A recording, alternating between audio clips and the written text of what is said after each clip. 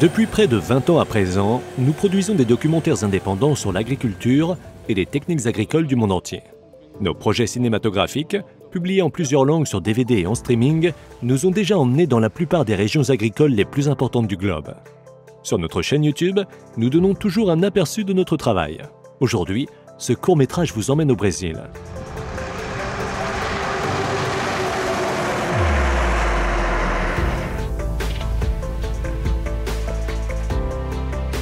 Pour notre série documentaire en 3 parties, l'agriculture en Amérique du Sud, nous nous sommes rendus 4 fois en différentes saisons au Chili, en Argentine et au Brésil.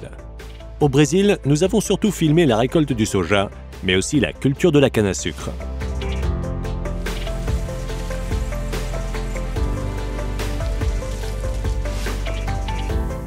La canne à sucre est cultivée dans ce pays depuis le XVIIe siècle. Cette culture a cependant connu un véritable essor avec la promotion du programme éthanol après le choc pétrolier du début des années 70. L'éthanol fut d'abord uniquement mélangé à une part croissante de carburant, puis plus tard se développèrent les automobiles flex fuel qui peuvent fonctionner à l'éthanol pur ou à l'essence. Au Brésil, ces automobiles flex fuel représentent aujourd'hui 90% des ventes. La canne à sucre est cultivée sur 9 millions d'hectares environ dans tout le pays, soit une superficie 2 fois plus grande que celle de la Basse-Saxe dans le nord de l'Allemagne.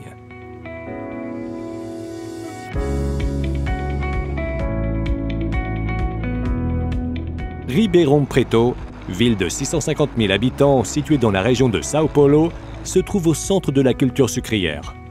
Il a fallu plusieurs semaines de recherche et de nombreux emails et appels téléphoniques avant que nous puissions être autorisés à filmer chez le 2e plus grand producteur de canne à sucre du monde. L'exploitation cultive environ 350 000 hectares sur plusieurs régions et possède 10 usines de canne à sucre.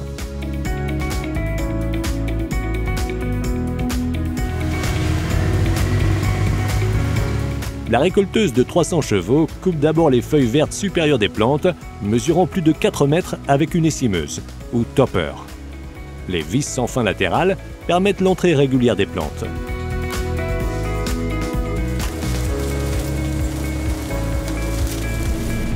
La robuste canne à sucre est courbée vers l'avant par des rouleaux appelés knockdown rollers et coupée au-dessus de la racine à l'aide de 2 grands couteaux. Les cannes sont ensuite acheminées dans le convoyeur d'admission et découpées en tronçons de 20 cm de long à l'aide de couteaux avant que le feuillage ne soit enlevé à l'aide de 2 souffleurs. Il est difficilement imaginable que la récolte de canne à sucre se fasse encore à la main dans de nombreux pays producteurs concurrents du Brésil.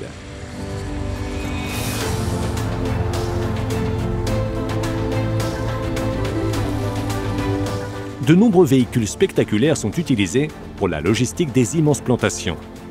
Parmi eux, on trouve des bennes tractées d'un volume de chargement pouvant atteindre 60 mètres cubes. Des camions lourdement chargés transportent la récolte vers les usines. Nous avons également été autorisés à filmer là-bas pour notre documentaire.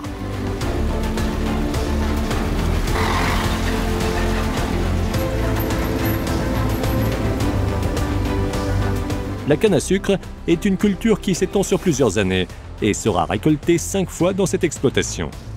Les rendements maximums atteignent 180 tonnes par hectare. Le plus gros cultivateur du monde est également très actif dans la région. L'entreprise cultive une superficie inimaginable de 860 000 hectares et gère 24 usines.